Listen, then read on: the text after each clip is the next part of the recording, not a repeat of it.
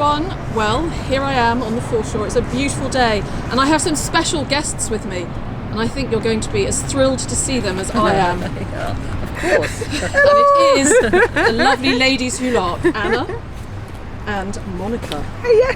And it's wonderful to see you. It's been a while, hasn't it? It's been so long and it's lovely to see you as well. It has, and it's a beautiful day. We are very, very lucky, so I think we're going to have a lovely time. Yes, now we're going to set ourselves a challenge to find at least 3 objects each. That can be anything at all, a bit of pipe stem, a bit of pottery, you never know, we might find something more exciting than that, but 3 objects to regale you with at the end of this video. But ladies, if you had a choice, what's on your wish list? What would you like to find? Okay, I would like to find preferably a dagger. That would suit me down to the ground, and there's a very good reason for that, which I'll talk about later. An onion bottle hoard. Well, Go big, Anna, go big! think big. Okay, well let's get on with it. Let's go and see what the tide's left out. And yeah, what about me? Well, I'd like to find, I don't know, something with a name on it. I always love things with names something with a name on it. Let's go. Let's go. Well, the first thing that I have seen is just down here, and I think it's probably going to be a modern penny, but let's have a look. And it is. I'm right. It's a 1p. Yes, result. But it's slightly historic because it does have Queen Elizabeth II on it. So, of course, she is no longer with us.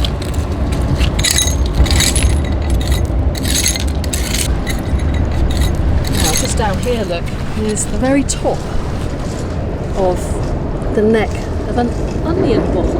And it still has the cork in the top.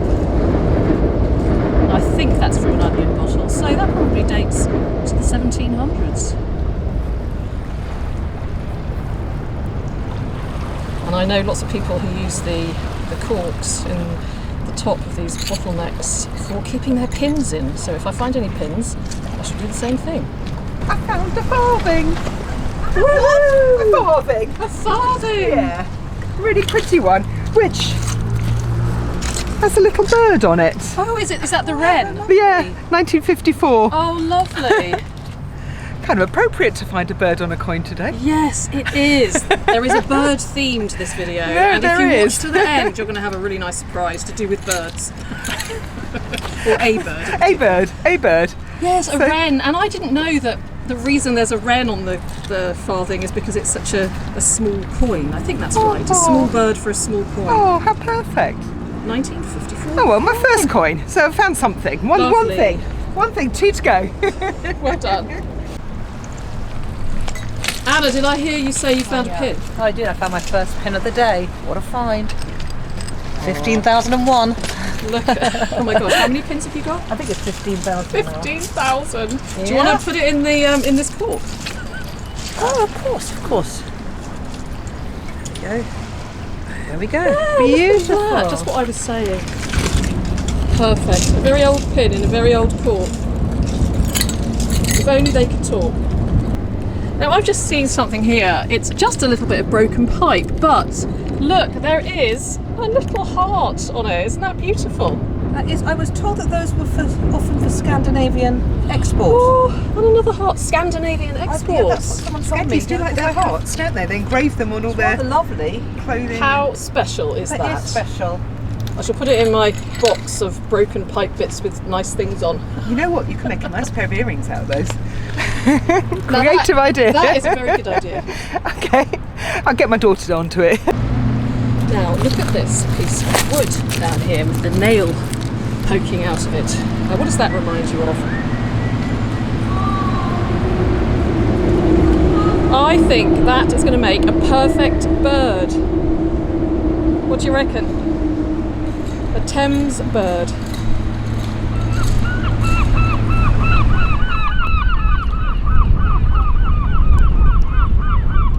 I've just found a nice little handle. I think from an Apollinaris bottle. I haven't got it out yet, but it's just nicely complete still. So Yes, that's really nice. that's just quite sweet. And from what did you say? An Apollinaris bottle, so basically water bottle. Actually, having said that, no, I don't think it is. No, actually, I don't think it is. Yes, nice. it looks more rounded. It's more doesn't rounded, it? isn't it? That's more cup-like. That's lovely. Nice. Yeah, that is lovely. Is that Surrey white? No, it doesn't look like Surrey whiteware. It looks more like Apollinaris from the glaze on the outside. I might have to ask our good friend Richard Hemmer. Yes. Oh, yes. Or use about his that. new book. Yes, will or use know. his new book, which you Yeah. should get if you haven't got, called Sherd. Sherds. Sherd. Sherd. Is it Sherd? Yeah, it's Just Sherd. one Sherd. You should buy the Sherd book. Yes, yeah. Got that. One glass Sorry. stopper. Oh, that's a Oh. pretty one. Now, do you I know mean- what you have to do with those? I have Actually, this rule What? that you have to hold it up to the sun. Okay? That's not. Well, just hold it up to the sky. That's not a glass stopper. I think it's a bottle from a hospital crusher. It has to be done. You Oh, I have think to- you're you're yeah. right. Look, it's got crusher. you're right. Yeah, Let's have a look. yeah. It's not a stopper. Look at how Yeah, uneven it's it a is. sugar crusher. Oh, it is. Yes, Yeah. a sugar crusher. Well, it Look still at- has to go in the sun. Yeah. Look at that. Well, that's better. Are you put it up sure? to the Actually, blue let me sky. see. Oh, Yeah. No. That's it. There we go. Yes, very nice. Yeah, that's a sugar crusher crusher. Oh stem. yes, look Yeah. at the centre. You're right. It's a sugar crusher stem. In the sun. Lovely. That's suddenly elevated much itself more from exciting. common or garden to Yeah. rather exciting at a time when you got a block of sugar and you had to crush it down for your tea.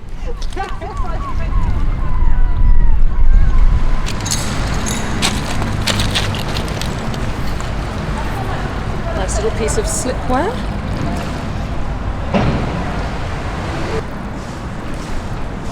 You know What's what? that? I don't know. No idea. What do you think it is? Oh, it's quite interesting. Maybe quite it's come interesting. off. Oh, it looks like a big hinge. Oh doesn't it? my Like gosh, a- it does. It is, isn't Yeah, it? I was It's a looking at it the massive- wrong way round. I was looking at it that way. Hang on, that's how in. Yes, it would have been maybe on a door and then the hinge, other hinge. I mean, bit that would have gone been down. massive. Yeah, Okay, I think I'm going to check that home. Is that all right? you are going to. I'm going to have to. Oh yes, I think you should, because then you can give it a clean up Yeah. and paint it or something.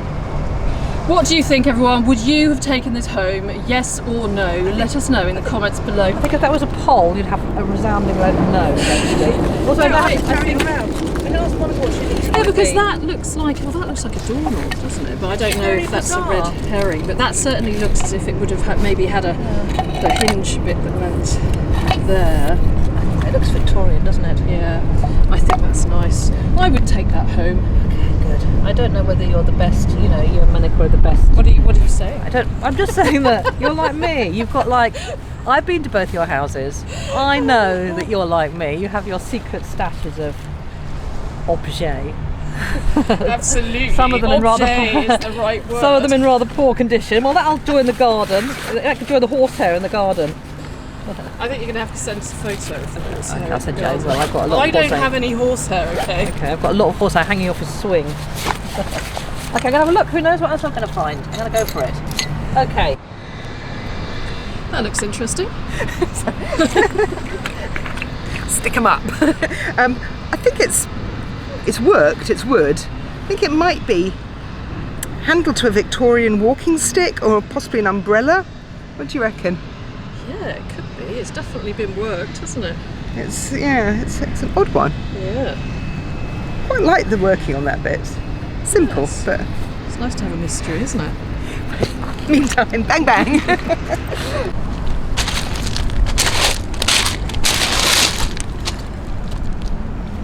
Oh, look. I didn't know Cy Fines was doing lighters as part of his merch.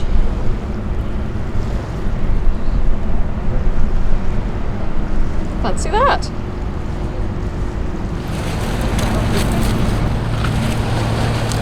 Now, rather unbelievably, there is a bottle just sitting here on the stones. That seems so odd because you would think that it would have been dashed to pieces.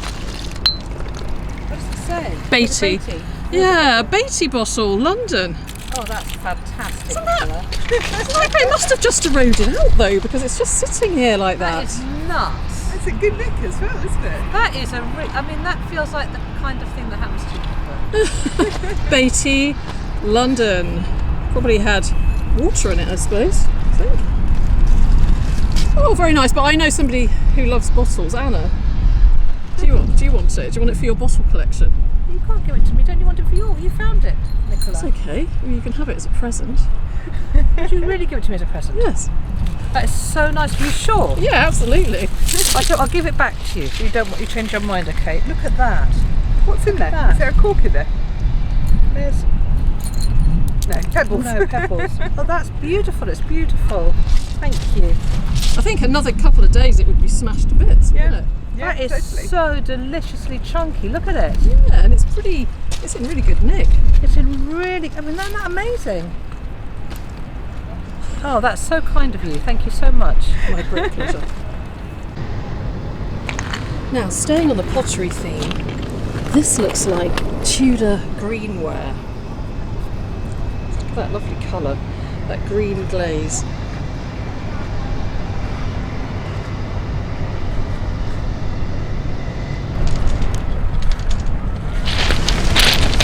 Now this is also Tudor greenware, I think.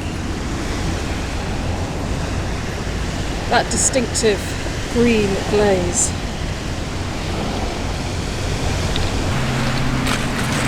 Now that is actually quite interesting. It's a bit of redware, but looks quite old. Look at that, Look at that detail on there. That's detail. absolutely beautiful. How old would you say that could be? 16 to 1800 roughly. Wow, look at that. But I've never seen that effect. It looks like it's been done with a comb almost. Yeah. So, I mean, it would help it basically cook more evenly in the oven, because it lets air holes get into the centre area, and also maybe it stops it cracking if it's got a curve to it or something. I don't know, but that's really interesting. Another one to Run by Richard. Run by Richard, yes, exactly, author of Shared. Yeah, I like that. So I found a bottle. Now it's not the oldest because you can see the seam straight down there, but it's one to extract. It is. It could be a So- milk bottle. Oh, I think it definitely is a milk old bottle. Milk bottle. Let's see what dairy this one is. There's one little crack internal. Oh, yep, here we go. Oh. Yes, it is. It's a lovely old milk bottle actually. Probably what 1930s. Now, is that Alder Leather? Oh no, golden seal. Is it Golden Seal. Golden Seal drink. Oh, Yeah, golden Seal drink. Seal. We've got a golden seal. That's the closest thing to gold that we're going to be finding today. Exactly. So golden seal. So was that milk? Do you think, or maybe orange juice? Might have been orange juice, mightn't it?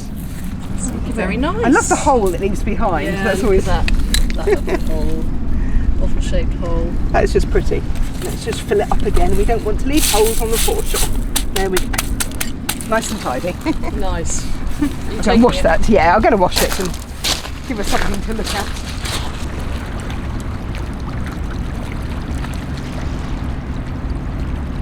Look at that heron. Gotta love the wildlife on the Thames. Absolutely. Let's have a look at this bottle. Oh, nice and clean. Golden seal. Very nice.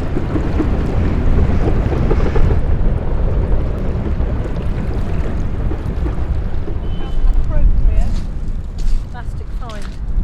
It's the theme of the day. Down by my feet. Oh, look. Oh, birds of the Thames. Who can you meet? Perfect. A coot, mute, swan. How many of these have we seen today? We've seen swans, grey heron, If you're lucky, ruddy duck. a ruddy duck, Should say ruddy ducky, shouldn't it? ruddy ducky, cormorant. But no Yeah, crow. there are so many birds and so much wildlife on the river. Yes, that's very appropriate. Our bird theme day and a bottle that we're going to leave behind. Can't take everything. Who have we got here? Oh, look. Whoops. It's a little policeman. Yeah, look, policeman. You say, Nicola, Oh, I have you like got the permit? Yes, I have. Have you? I'm very well, thank you. And I have my permit too.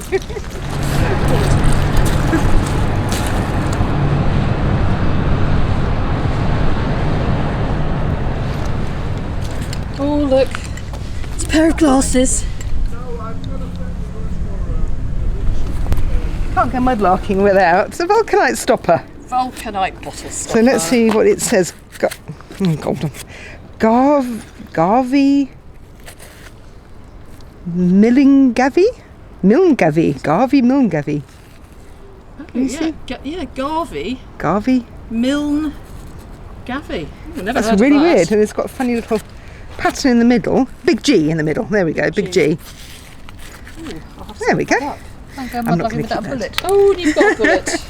That's an older bullet as well, isn't it? That's not your 303. That's Yeah. maybe slightly. Can you see anything on the head stamp? I've got my glasses, but let me see if Give they it work. a rub on your trousers, see if anything comes up. There is something there, but I can't see what it says. Oh, 46? Is that? Can you see that? That'd be 1946 then, wouldn't it? I can see 9M, I can't see 46. Oh, well, that might be my not very good glasses. I'll take a photo of the end of it and then. What does that say? That says doesn't. Oh, I see. It's that way around. 9M. 9M. You're right. Ah. That's interesting. Oh, I found some really similar. I thought I was going to ask you whether you thought it was Tudor. I think it might possibly be Kingston ware, but I'm not sure. I think we might need to go and check in Richard's book.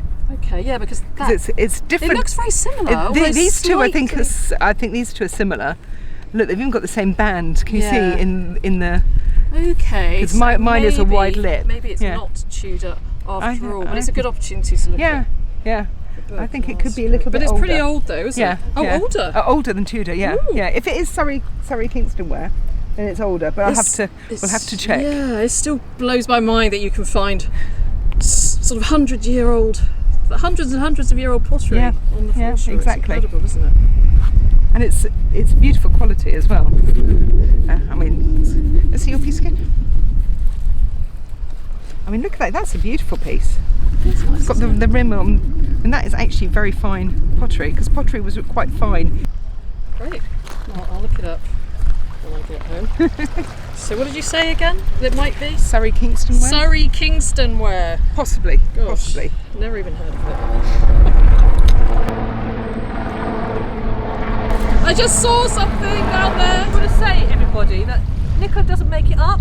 It's like we were all walking along in a little line, and she was the one who saw it. She's got some sort of magical manifesting pipe property. Look at that. Ooh, there it is, just and I haven't seen waiting. any pipes around. That's a weird thing. Oh, and it's got a lovely It's got a lovely WWW. William White. William White or Wendy White. Oh, that's Quite a delicate lovely. little one. Do you think it's a lady's one? Could be. Because it's quite a modern shape, but it's quite delicate and pretty. Yeah, it's very delicate. See there, the W? That would be the first name, but it's also a W for the second name as well. So. Lovely. Wilhelmina White. Wilhelmina White. Wilhelmina White. Yes. I think that she's got very, very fast reactions. It's funny how quickly she saw it and then identified it, and then we were like slowly in slow motion turning our heads round. Yeah. It's a pipe. Yeah. I'm trying to look like I don't care. Oh, well, I was very fortunate. It was very good.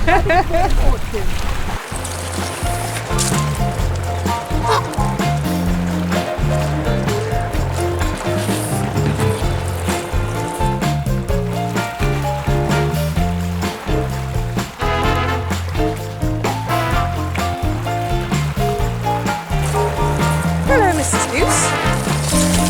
Ooh.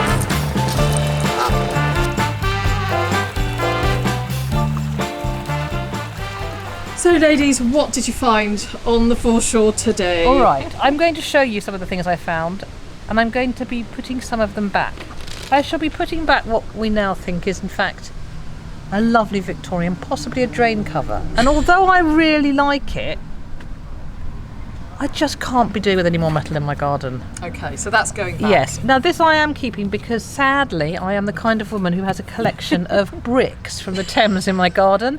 Normally I like them to say abusive words because if they break in the right place. I have one of my private places is the Durex that that Monika found me, which I was thrilled by. But you can also get sex from Middlesex, and you can get cow, and you can get all sorts. Dork brick is also a favourite, yeah. So that's going to go with the dork brick and the Durex.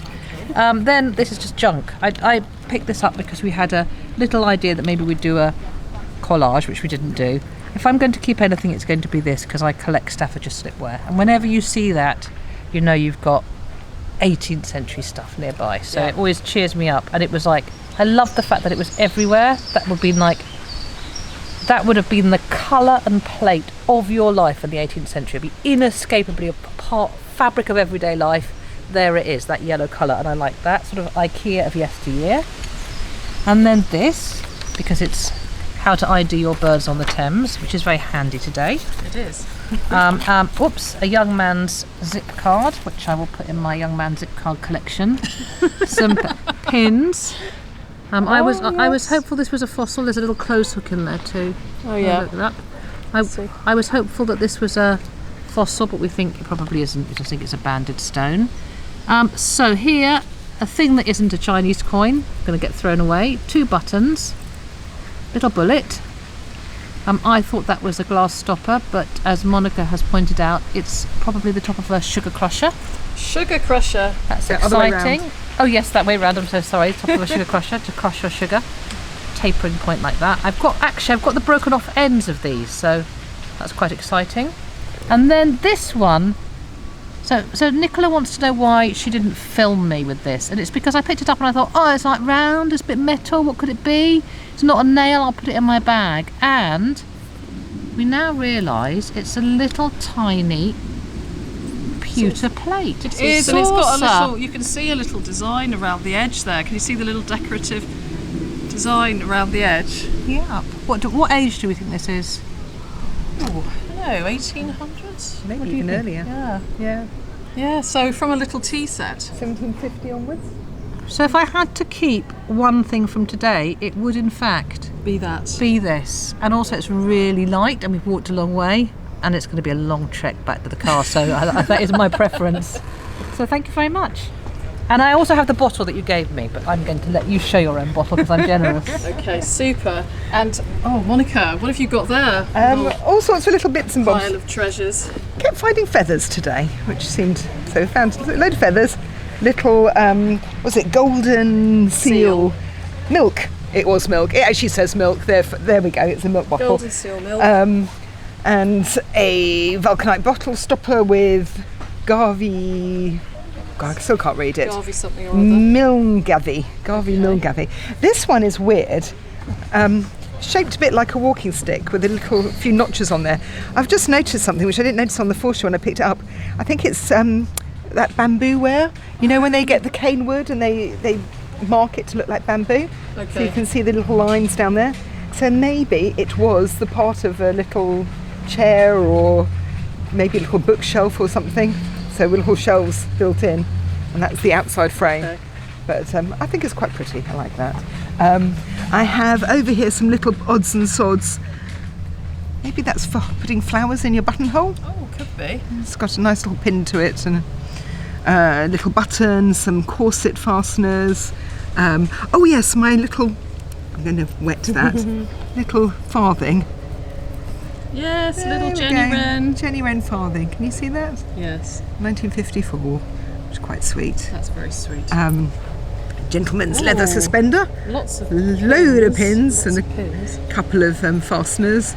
And this, which we think might be the end of a fob watch. So a little chain with a little attachment on there. So maybe the watch was on the bottom of that. But there we go. Of the pottery, various bits. So this, I think it actually is the top of an Apollinaris bottle, yeah. because actually if you look at it, I think that's the shoulder. Yes. So it's sitting on the shoulder, hence the curve. Because I found another bit which is there, and you can just see it being on the top. Oh, So yeah. that does actually make sense. It's the same fabric. This is probably the oldest bit of pottery, which I quite like. It's redware. Quite unusual, probably 1600 to 1800. But I love the little regular holes made in the surface to help it dry out and not crack in the kiln. So I quite like that piece because I've not had one like that before. various little bits of pottery, some spongeware, some porcelain. This one, it's just such a lovely shade of green. I probably won't keep it, but it's a lovely shade of green. It is a beautiful shade of green, isn't it? Bit of an old brush, which I probably am not going to keep. And now this is a bit that's very similar to a piece you've found that we think might be Kingston ware. Kingston ware. Okay, I am going to be looking that up. We need to check that one there.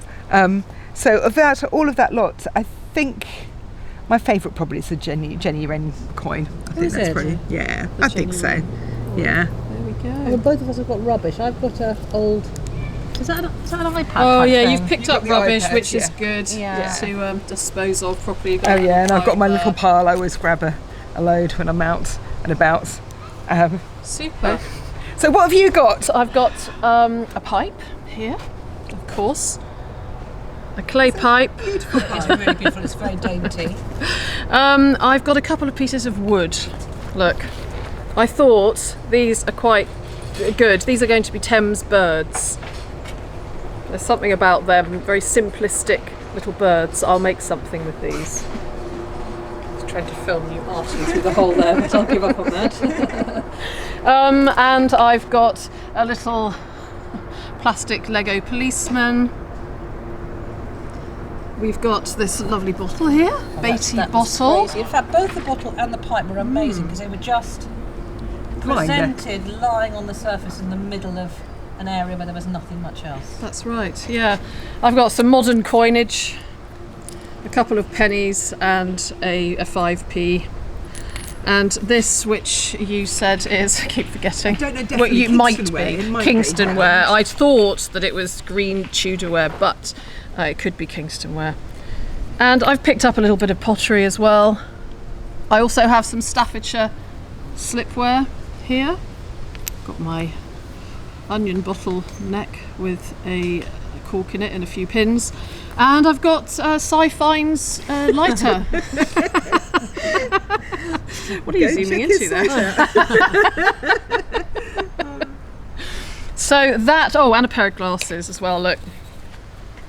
Very nice. Yeah. So no, we did have some beautiful finds, the bottle and the pipe, and your amazing plate. My little tiny and plate. your pottery there as well, and your Vulcanite bottle stopper. We've been really fortunate. And I did ask you if you'd be kind enough to bring along a favourite previous find. Did you? I did, and I wrapped do it up that? in kitchen towel and put it in my bag. Shall I show you? I found this about 3 weeks ago, and it was just on top of the mud, and I wasn't expecting it. A watch winder was not in my head, so it's an 18th century pocket watch winder, and it's really beautifully decorated, and you can even this still moves around, and it's rather gorgeous. And I love this for lots of reasons. It's a perfect little thing, and it's only made, I don't know, a couple of decades after pocket watches became an everyday sort of item, which I really like, because it must have changed the way people thought about time. Once they had watches in their pocket, they could make appointments more, you can get regular timetables for coaches. It sort of alters the way you think about the world. So I find that really interesting. And did you know that pocket watches, I didn't know this, were popularised by Charles II? No. Because he got really into these Turkish sort of waistcoats which had a little pocket in them, and so before that watches used to hang down, and then he used to slip them into his vest pocket instead, and that's how vest pocket watches took off and everyone got into them, and then women continued to wear them more as jewellery on a sort of pendant. And then in the First World War, everyone had to have them, these trench watches, so they could coordinate attacks and things like that, and then it became part of everyday life. Anyway, I think that's a beautiful little find. What an interesting Yeah, so I detail. love that, but I do particularly like this idea of how our notion of time changes, and that's interesting. Shall I show you another Yes, one quickly? please. So these are I brought these because I do love them, and I know that you're very good at bottle seal. So I found this at the beginning of last year, That is so lovely. and it's a beautiful bottle seal, and I hadn't found a bottle seal before. Iridescent. And it's iridescent, exactly. It's someone's initials. I don't know who. I have searched the database. I don't know. It's either Haven't you IV. found who it is no. yet? So it's either IVP or MP. I think it's Yeah, IVP. I'm not I think sure. so. Right. But let's just say it's MP because it suits my narrative better. But what I like so this would have been on a bottle, and the reason it would have been marked in this way is that if you sent your servant to fill it up with wine, they wouldn't lose it at the tavern. It would come back to you because glass was quite expensive. And I think someone who had this sort of initials probably wasn't too wealthy, sort of middling sort. Because if you were wealthy, you could really go to town and have like a nice little special coat of arms done. So that was somebody's bottle marked in this wonderful way. So I found that right at the beginning of last year. That's beautiful. And then at the end of last year, I found this really marvellous mystery object. So this is the imprint, and this is actually an imprinter. And amazingly, it also seems to have MP on it. They're found in different places. That is yes. beautiful. This is a bit later. It's 18th century. It's made of pipe clay. It's really unusual. So the question is, what was it used to imprint? So there's a number of theories. Yep. I have seen a Vauxhall made bottle where someone has actually imprinted something quite similar, even with this design around the edge. So it's the initials of the maker. But it could also have been used to mark produce, like butter, or bread, or biscuits. And also in the 18th century, particularly in Europe, there was a massive trend for like blinging up your food. You know, making it fancy. You know, if you were wealthy, you could put your own personal mark on it. So it could be from there. But it's really unusual. I haven't seen any other pipe clay stamp like this. That is really special. Yeah, I love it. And I love the way that they were topped and tailed the year and they mirror each other. And it was like that lying on the side. Gosh, and I so it's thought, lucky that you picked it up. Just picked it up and thought, whoa! I was so happy. It's a bit of joy. So I'm really happy with those 3 finds. Beautifully presented on some kitchen towel. Presentations are my forte. Wonderful. And Monika, what have you got? Well, I've kind of got a bit of symmetry going on as well, Shall I come over this side? which is odd because I wasn't intending to. But I have 2 little red things. Yes. So the first little red thing, I've put it on a pin, is this tiny, tiny little bead. Yep. And it's coral. Oh, and it's actually Roman. So it's a Roman coral bead. Wow. And I have found out that there was a big tradition about the first century, 100 AD, for Roman women to have a single gold loop with 1 bead of coral hanging off it. And I found a picture of one in a museum, which is like these sort of gold earrings with the little bead on the bottom, and it's exactly the same size. And when you look at it, you can see the fact it's coral. You can see the tiny little striations in the side. It's this lovely red colour. So I really, really love that one. Almost tempted to put it on an earring and wear it myself, but I've only got one. I have to find a second one. So to match the symmetry, the other little red thing I have in here is this incredibly delicate little pin with a bead on the top. Ooh. So it's like a little veil pin. Did it come like that? So it came like that, which is really, really unusual. Put it in my hand. It kind of looks like a little rose almost. Now, I've found these little beads before, and I always used to think they were broken because they had 1 bit missing, but that's obviously the side where the pin comes in.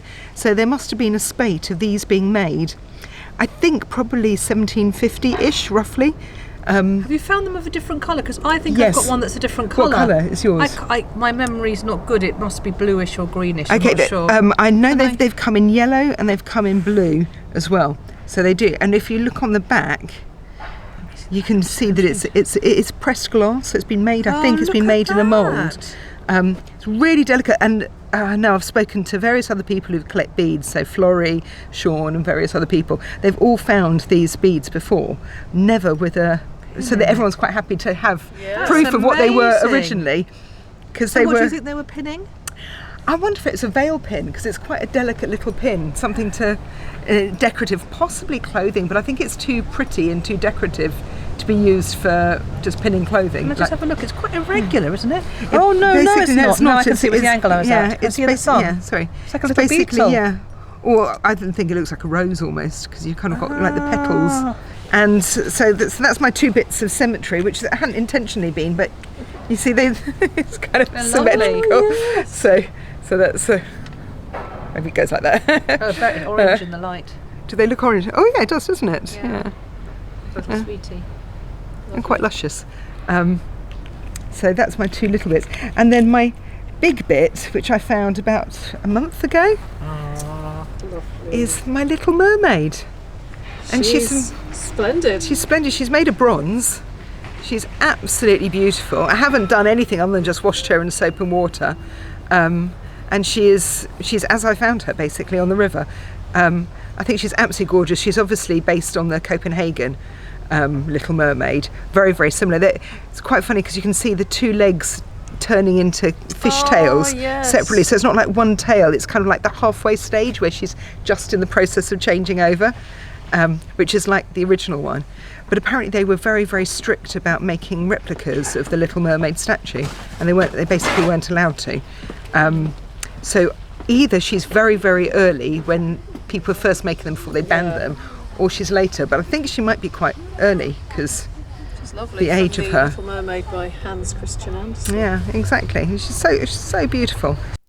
Hi everyone, thank you very much for watching my video and welcome to my studio. I'm really looking forward to spending a little moment with you in addition to the already rather long video, just talking a little bit about one or two of the artefacts which you saw us find on the Thames foreshore during that outing. But before I do that, I just wanted to say a big hello to all of you. It's great to see you again. I hope that wherever you are in the world, that you're having a good weekend and that you're looking forward to an excellent week ahead. I hope that you're happy and in good spirits and that you're enjoying the summery weather. I know I always talk about the weather, such a typical English thing to do, I suppose, but we've had some great weather this week. It's been really warm, even more than warm, I would say, and sunny. I did get bitten by loads and loads of mosquitoes the other evening. I was sitting outside on the grass and I hadn't realised that that's where they were all hiding, and now I've got quite a lot of welts all over my legs. Anyway, you didn't really need to know that, did you? And I'm completely getting away from the topic of mudlarking and things. So let's get back to it. So it was excellent to spend time with my good friends Monika and Anna, as usual, the ladies who lark. We always have such a lot of fun together, searching for London's lost history on the foreshore, and that outing was certainly no different. Now, I wanted to focus on one particular find, and it is the pottery. Now, we do find a lot of pottery on the Thames foreshore, and it's a really personal part of history. You know, touching this pottery, it really connects you back to the everyday person from long ago, and sometimes you can even see fingerprints on the pottery. But it can be quite hard to identify, not for everyone. I mean, there are people who are really great on pottery. Richard Hemery, Old Father Thames is also very hot on pottery, and probably everybody's hotter on pottery than me. But anyway, you saw us find some green pottery. I found some and Monika found some. Here's my bit here. And we were debating what it could be, and I thought it was Tudor greenware. Monika thought that it could be from Kingston, so Kingston ware. And so how do we tell the difference? Now, luckily, I have some great resources here, and they are pottery books by the rather marvellous Professor of Pottery, Richard Hemery. So as soon as I got home from that outing, I did delve into my book Sherd, which you heard us mention several times. It's our new favourite book. And I was reading up on Tudor greenware and Kingston ware, etc. But then it occurred to me, wouldn't it be great if I invited Richard on to tell us all what is the difference between Tudor greenware and Surrey whiteware and Kingston ware? Wouldn't that be fun? So, amazingly, he had a slot in his diary to come and be special guest on this video to tell us all a little bit more about our green pottery, who was right, and the difference between Tudor greenware and Surrey whiteware, Kingston ware. So, here he is, Professor of Pottery and author of Sherd, Richard Hemery. Over to you, Richard. Hello, shard lovers. Nicola contacted me about a piece of pottery she found, asking for some help with identification and dating. But it opened a whole question about the specific type of pottery, a very buff off-white fabric with a green glaze. Because there are several different industries and different time periods that produced very superficially similar looking pottery with a green glaze on a buff fabric. The first of which is in the medieval period, under the general term Surrey whiteware. Various places south of the river, Kingston, Cheam, and on the Surrey-Hampshire borders, produced pots in a buff fabric with a lovely green glaze where the colouring is due to copper. And then in the post-medieval period, you have what is known or sometimes called Tudor green and borderware, which also uses the same source of clay and the same type of glaze. So how do we distinguish between these two or three different industries? Well, the real key is to look at the inclusions in the fabric, what has been added to the fabric or what has not been taken out of the fabric. So in the medieval period, the fabric is much more gritty and you can see visible inclusions, little bits of quartz and flint in the fabric, which take the form of black, brown or white particles. And that's very obvious when you look at it even with the naked eye. Some forms of Kingston ware, especially the fine jugs that were used at table, have less inclusions, and there was some effort to make the clay a little bit finer, but they still have visible inclusions compared with post-medieval clays. The Tudor green industry is mainly a post-medieval industry, starting in the late 15th century and carrying on into the first half of the 16th century. Archaeologists don't really term this as an industry. There isn't a place that is making Tudor green, but it's aspect of a whole style of pottery that comes in the late medieval and early Tudor periods, where the customer was looking for a finer product, especially jugs and drinking vessels, so all to do with drinking and fine ware. And in this case the clay is much finer, there aren't so many visible inclusions, and the clay is very thin-walled, fine vessels. So some archaeologists would not call it Tudor green, but they'd call it an offshoot of the Surrey whiteware industries, but different from the medieval clay fabrics, which are very gritty and have a lot of inclusions. And then moving on from 1550 onwards to about 1700, a huge amount of what is termed borderware, known as borderware because it was produced in the Surrey-Hampshire borders, was sold into London, and in some contexts a quarter of the pottery found on the archaeological sites will be borderware in this period.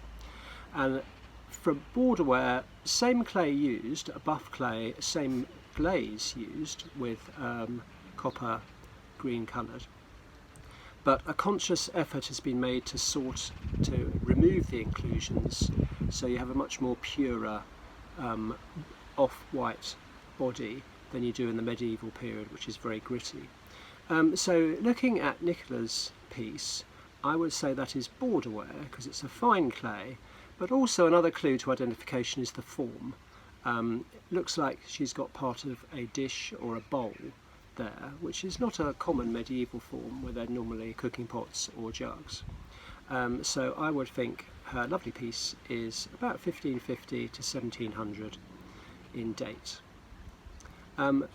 There are more details on how to identify pottery in my small book called Shard, if you're interested in pottery hunting and ID. Thank you.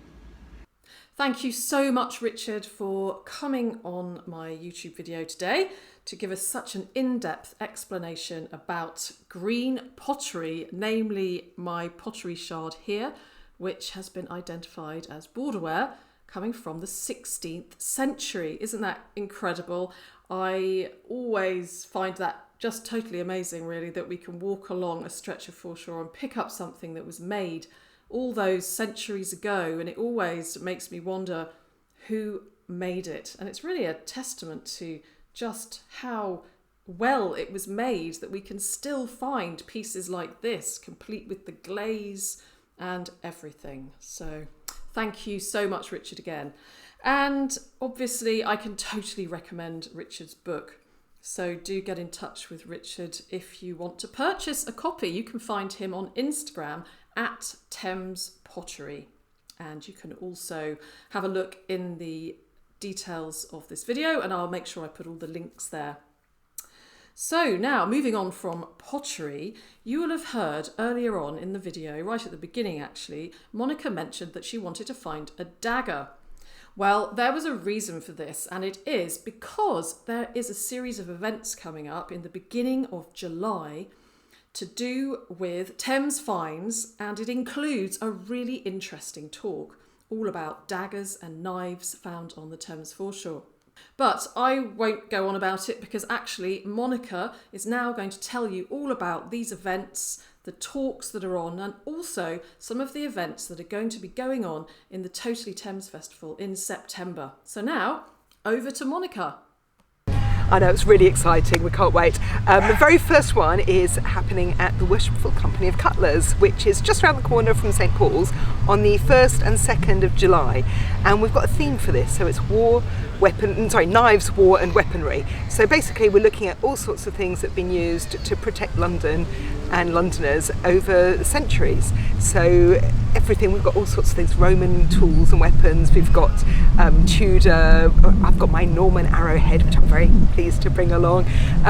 So there's all sorts of things that are going to be there. There'll be, I think, 15 different mudlarks there. We've got Graham de Home, wonderful Graham de Home, talking with me on the Sunday, and he'll be discussing his memories basically of what it was like being on the foreshore when back in the 1970s and 1980s, which were the golden years of mudlarking.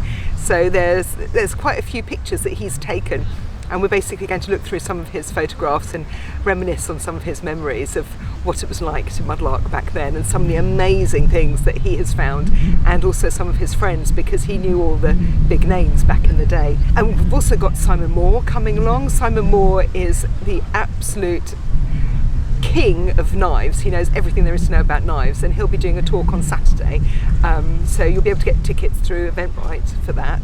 The actual exhibition itself is free, anyone can come, doesn't cost a penny.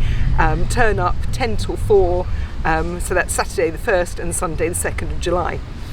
Then, coming into September, we've got 4 more events which are going to be brilliant. We're going to be at London Guildhall, the Greenwich Maritime Museum, the Amphitheatre. That's London Guildhall, it's the Roman Amphitheatre, yeah. St Paul's. St Paul's Cathedral, yep, St Paul's Cathedral. And last but not least, and the first time for us, we're going to be doing the Museum of London Docklands, which is so exciting. It's really, really cool that we're going to be at the Museum of Docklands. We're going to do trails of mudlarks throughout the museum, so every time you turn a corner there'll be another mudlark with a treasure trove of wonderful things to find.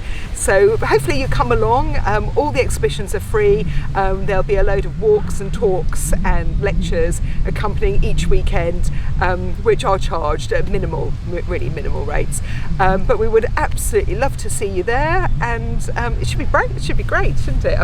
Excellent. So this is all part of the Thames Festival, isn't it? Which takes place for the whole of September? Whole of September, yeah. So look on the Thames Festival website for all the events they put on. They put on so many amazing events, including the Bascule, singing in the Bascule Towers of the Tower of London, which is really cool.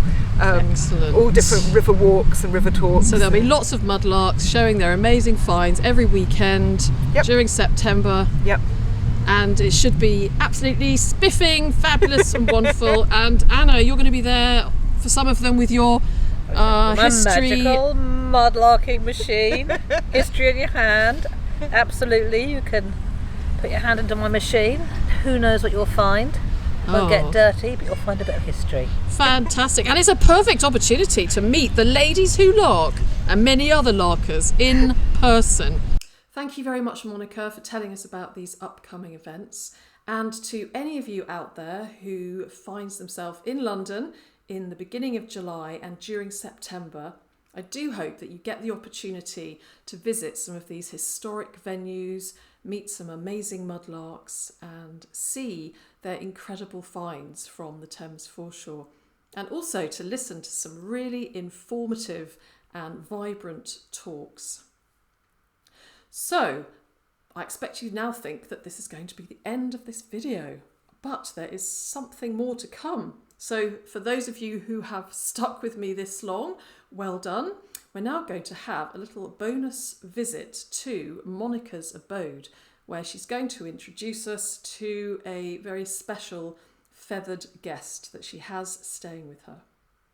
But before we go to Monika's, I'm going to take the opportunity to say goodbye to you now and to say a huge thank you to all of you for watching my videos and for watching this video, for your emails and messages concerning IDs for my finds. I really, really appreciate the time that you take to get in touch with me and give me your information that you've got on some of the things that I found. Also your comments and your feedback. I really appreciate it. Thank you too to everybody who has donated via my Ko-fi site and via Super Thanks. I really appreciate your donations and they don't go unnoticed. So huge thank you to you all. So without further ado, let's go and visit Chez Monika. So I'm at Monika's house now and you are going to meet... Well, who are we going to meet, Monika? I'm going to meet Arthur. Arthur. Arthur is a little crow that I found under my car, and he damaged himself quite badly, so he's not able to fly at the moment. But he is getting better, and we've had him about a week, and he's relatively friendly. He likes to trot around the house. He gets on very well with the dog, and they both can wander around together. This is Frida. Hello, Frida. Hello. Oh. Hello. You're lovely, aren't you? And Frida's been really, really good with Arthur. She doesn't mind. So the pair of them wander around the floor together. We're not keeping Arthur permanently. He's just a little temporary friend, and we're going to try and get him flying again. Aren't we, Arthur? So how did you come across Arthur, and what's happened to him? Is it his tail? Basically, we think his wings are doing fine. They don't seem to be broken. He will actually try and fly. But if you look at his tail at the back, can you see it's kinked to one side? So I think he might have had a window strike, where he's flown into a glass window. He's such a handsome boy. Oh, he's beautiful. We all love the crows on the foreshore, on the Thames, don't we? Hello, Arthur. Well, he's in good hands. And you actually did speak to a wildlife centre, Yes, didn't you? we did. Basically, if he's a young fledgling, if you find a young fledgling, you shouldn't pick them up and take them home. You should wait and watch, because chances are Mum is right above in a tree watching and waiting for you to toddle off so that she can come and teach her bird how to fly. So you shouldn't really be picking up fledglings. He's obviously got physical damage, he can't fly, and he did need caring for. And the London Wildlife Centre, if you contact them, they will rescue birds for you. But they basically said if I was happy to look after him, it'd be better if he went here, and then he could, as soon as he can fly, he can go back to his family, rather than send him off to somebody else in another part of London. Hey, Arthur. Isn't he just adorable? Shall we put you down, Arthur, then you can have a little wander around? Yeah. And don't freak out about the dog, because the dog's absolutely fine with Arthur. Hello. Oh my goodness. Well, that's nice, isn't it? But he's a lovely, absolutely charming fella to have around. You just have to be aware that you may occasionally step in bird poo every now and then. And the dog has been an absolute star. She's totally good.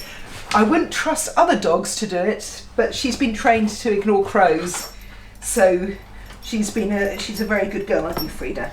Now, you think my studio is full of stuff. Well, just look at this. Oh, there's the pipe that Graham made a nice case for it up at the top. Oh, look at this. Oh my goodness, that's absolutely beautiful. That's incredible.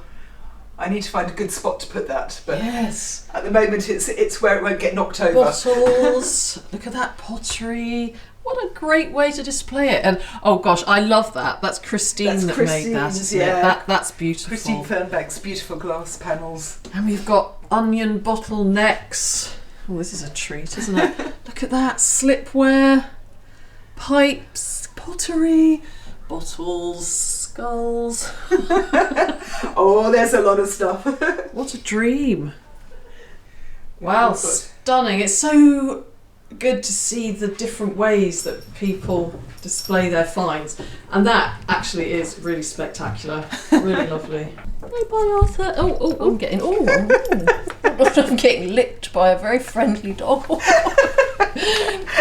Oh, Frida. I know. You want some love as well, don't you? Yeah. She's been so good with Arthur. She's been so good. She's totally ignored him the whole time. Well, say goodbye then. Say goodbye, Frida. Say goodbye to everybody. Say goodbye. Goodbye.